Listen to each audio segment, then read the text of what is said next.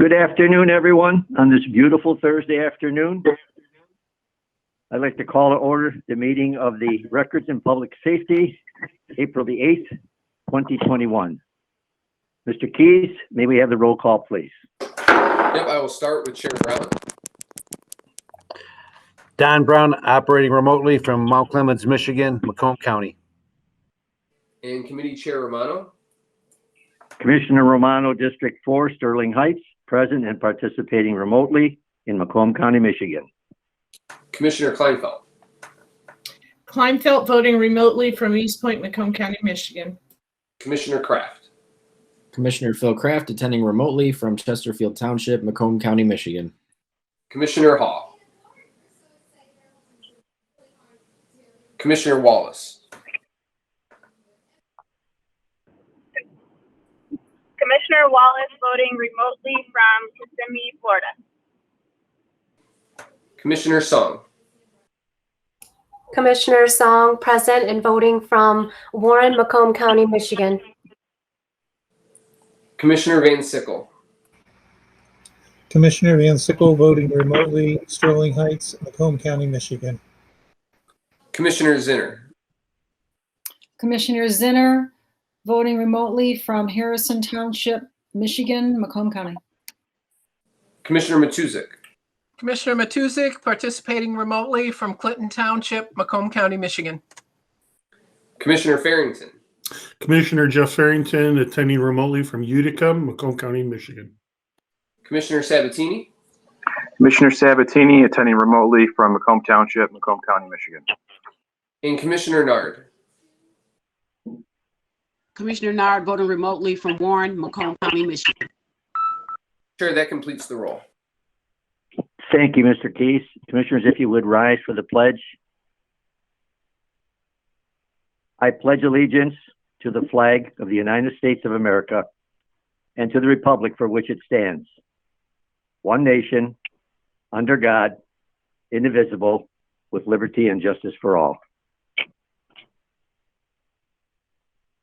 Thank you, Commissioners. Okay, next is the adoption of the agenda. I would need a motion and support, please. Moved by Kleinfeld. Support Van Sickle. We have a motion by Kleinfeld and a support by Van Sickle. Commissioners, please vote.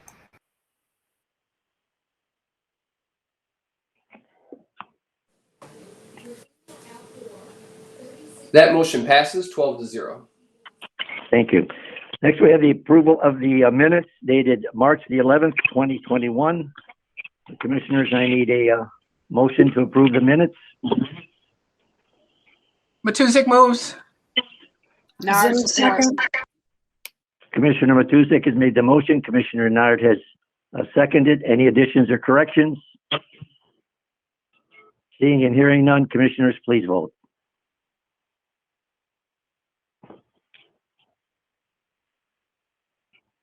That motion passes 12-0. Thank you, Mr. Keys. Item number 5 is public participation.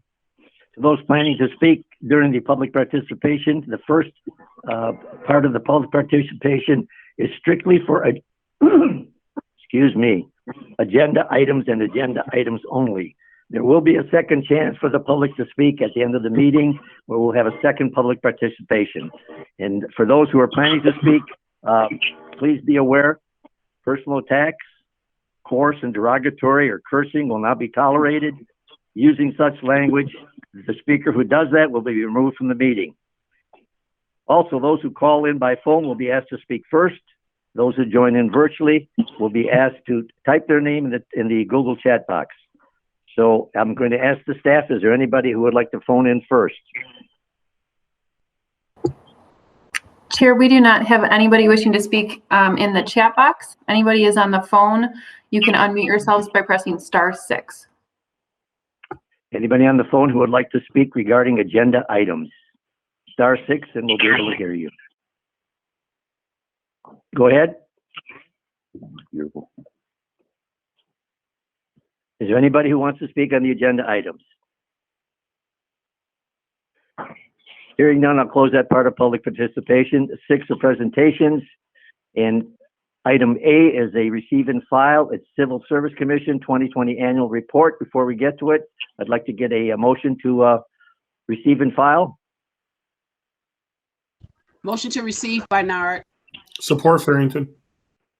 We have a motion by Commissioner Nard and then a support by Commissioner Farrington. I believe we have Mr. Robert Stanley on the line. Mr. Stanley, are you there? Yes, that's correct. Thank you. Mr. Stanley has given the annual report. He is here to answer any questions. I just want to say your report was absolutely detailed and concise. It was really just a complete actual report. Is there any commissioners who have any questions for Mr. Stanley?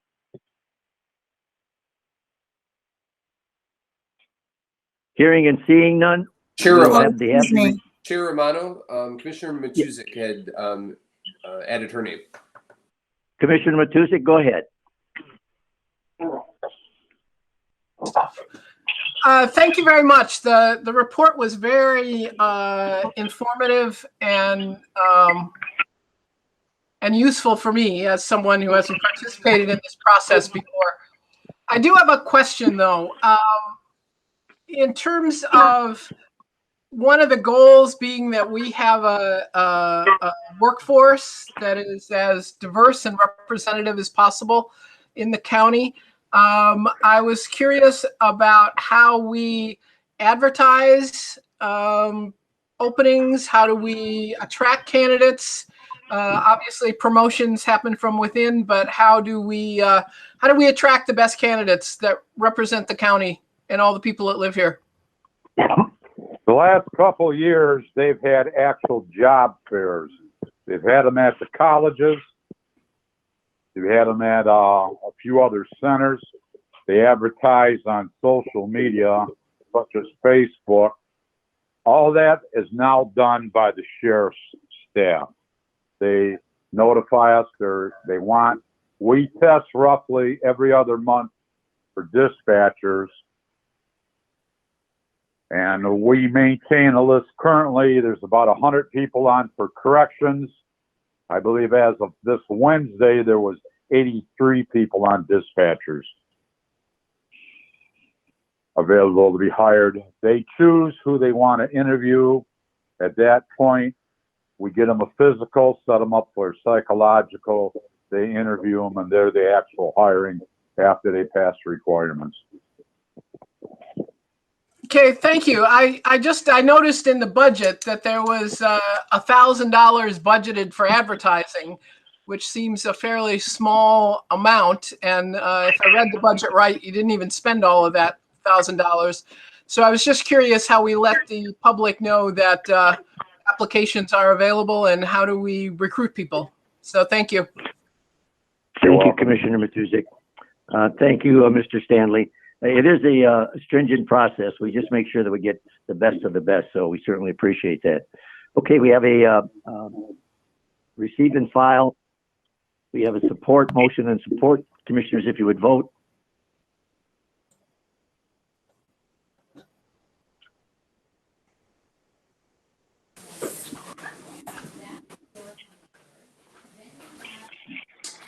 That motion passes unanimously, 12-0. Thank you, Mr. Keys. Number 7 is department recommendations. It's a COVID ratification of expenditures for HPH products, PPE gloves, CARES Act funding, $84,000. And I believe we have Mr. Brandon Lewis on the line, who is the Director of Emergency Management. Before we get to that, I would like a motion and support to move that to full board, please. We'll be back, full commissioners. I'm sorry, once more. Moved by Kleinfeld. Support by Farrington. We have Commissioner Kleinfeld made the motion and the support by Commissioner Farrington. Mr. Lewis, you're up if you're on the line. Yes, I am. Thank you, Chairman Romano. Good afternoon, everyone. We have ratification of 2 purchases before you this afternoon, both for nitrile gloves for a PPE store for COVID response. One from HP Products in the amount of $84,000. One from Dash Medical Gloves in the amount of $53,603.40. As you recall, we came to the Board of Commissioners in September. I believe it was the September 24th full board meeting, seeking permission to purchase PPE and to bring those purchases back to the board for ratification once the purchases have been made using CARES Act funding, as PPE is very difficult to source right now and can be very time consuming. So we're bringing these two purchases back for your ratification today. These are used both by our first responder community, so all of our police and fire and EMS agencies, and for our testing and vaccination sites to provide proper protection for the staff making emergency medical runs and providing testing and vaccination in the community. So with that, I will be happy to take any questions that you might have about these purchases. Thank you, Brandon. Staff, is there anybody, as far as commissioners are concerned, who would like to speak to this?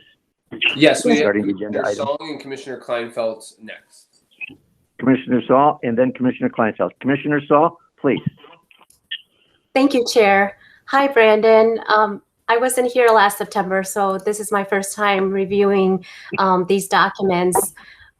Is the pricing reflective of last September, or is it reflective of when we're going to purchase it now? I noticed the unit price for $17.50 and even $21 for a 100 count box is very high. And I'm just wondering if it's because we're ordering such a large quantity. You would think that if you did order a large quantity that they would give you a lower price. So I'm just kind of concerned about the unit price.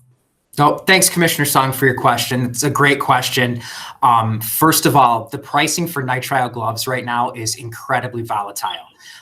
It's very difficult for manufacturers to source the raw materials. They're obviously in incredibly high demand as first responder and medical establishments across the country are competing to purchase these items. And we have seen a 5-fold increase in the price of nitrile gloves since we started. One of the things that we're very good about as we try to stretch our PPE budget as far as we can is making sure to touch base with all of our trusted vendors and get the most recent pricing before we make a purchase. So typically we will we try to contact at least 3 of our trusted vendors and get the best pricing we can get before we execute a purchase. Sometimes that's difficult to do. Often with nitrile gloves, we only have one vendor who can provide it at the time that we need to make the purchase. And therefore we need to purchase those goods from them at the time that we do so, because, obviously it's an issue of public safety if we can't get those items right away for our first responders and our testing sites. So you are absolutely correct. The pricing is significantly higher than it was before the COVID crisis started, but we are doing our absolute best to do our due diligence and get the best pricing we can, balancing that with the need to make immediate purchases to keep our responders and healthcare professionals safe. So this is the current price then? This is not from last September? Yes, this is the current price that we'll be purchasing at, yes. Okay, and does this include shipping?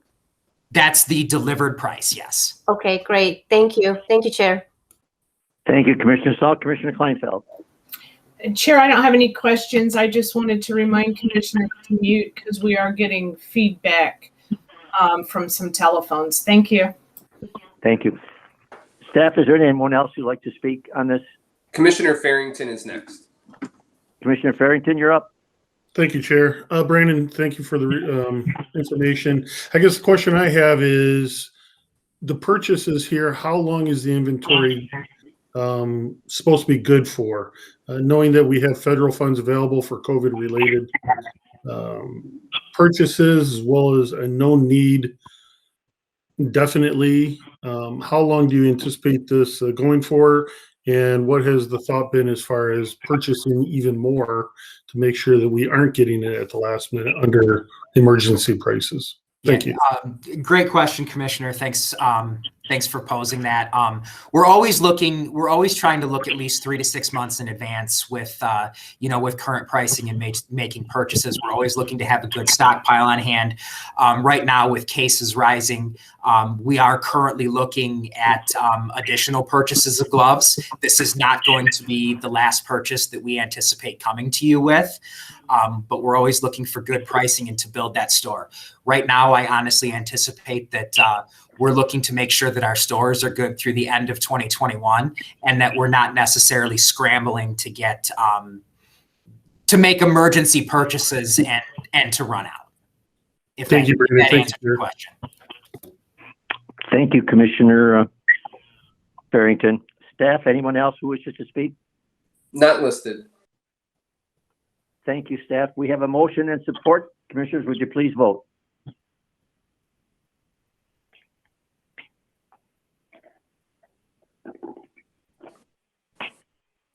That motion passes 12-0. Thank you, Mr. Keys. Item B is COVID ratification of expenditure dash medical gloves, Inc., PPE gloves. That's under the CARES Act funding, $53,603.40. I need a motion to move this to full board and support, please. Motion made by Farrington. Support Zinner. I'm sorry, Farrington made the motion and support is by Zinner. Zinner. Thank you, Ms. Zinner.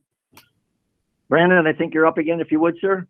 Or ma'am, I'm sorry. Sir, yes. ma'am, whatever. Chairman Romano, thank you. And I kind of covered this in the last item. I think the rationale for the purchase here, it's exactly the same as the last one. We're doing exactly the same thing with these, and we'll continue to examine these purchases and get the best pricing as we go forward. Thank you. Commissioners, staff, do we have any commissioners have any questions? I think she answered most of them. No commissioners list. Oh, Commissioner Song. Commissioner Song, go ahead. Thank you, Chair. Could you just clarify what's the difference between the first purchase of gloves and the second? It's all being used by employees, businesses, and the community. Yeah, there's really no difference between the two purchases. Part of the issue is that gloves are on allocation, so to speak. A lot of vendors won't sell you above a certain quantity because they're trying to stretch their inventory as far as possible and service as many customers. So when we make purchases of this nature, oftentimes we identify a quantity that we need and we have to split the purchase across multiple vendors. Okay, great. Thank you. Thank you, Chair. Thank you, Commissioner. So anyone else? It's staff that wishes to speak? No commissioners listed. Thank you. We have a motion and support. Commissioners, if you would please vote.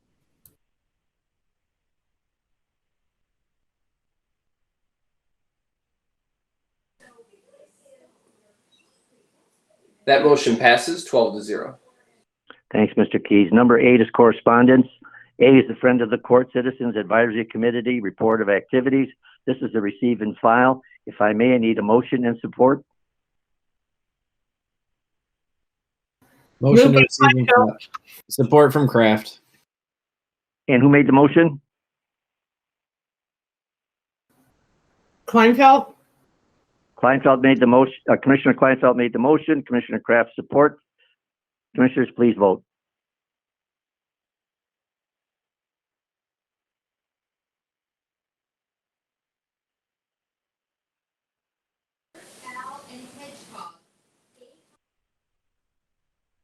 That motion passes 12-0. Thank you, Mr. Keys. Moving right along, we have item 9, which is new business. Commissioners, anybody there would like to have some new business? Anybody who'd like to speak of it? Staff? No commissioners listed so far. I'll give you a moment to switch over. Any commissioners wish to speak on the new business? Hearing and seeing none, we'll close that and go to public participation. Is there anybody in the, I won't repeat again to the public for those who wish to speak regarding personal attacks and so forth. But is there anybody in the chat box or on the line? If you're on the line, it's *6 in order to speak. And if you're in the chat box, we'll take you accordingly by numerical order. Staff, is there anybody who wishes to speak under public participation? Chair, we do not have anybody in the chat box, and there doesn't appear to be anybody on the line. Okay, we'll give that a moment in case somebody wishes to speak. It's *6 to unmute yourself.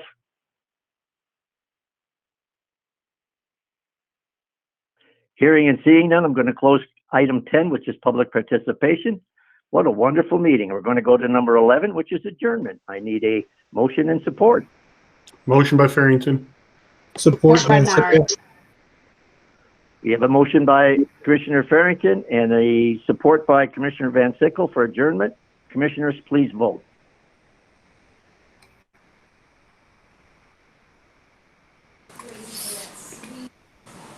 Thank you and have a wonderful weekend. That motion passes 12-0. Thank you, Mr. Keith. Have a great Good weekend, afternoon, everyone. everyone. We'll be in Bye, touch. everyone. Take care. See you. Bye-bye.